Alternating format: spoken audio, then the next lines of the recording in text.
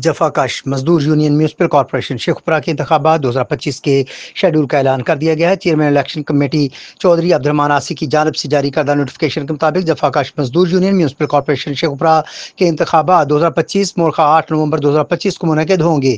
इस ज़मन में chairman election committee Chaudhary Abdurrahman Aasi, मेम्बरान हाजी कासिम हनीफ और चौधरी सैफुल्लाह विर्क पर मुश्तमिल इलेक्शन कमेटी बनाई गई, जिनकी ज़ेर निगरानी मोरखा 8 नवंबर 2025 को इलेक्शन मुनक़िद किए जाएंगे, जिसके लिए पैनल की शक्ल में कागजात नामजदगी जमा करवा दिए गए हैं।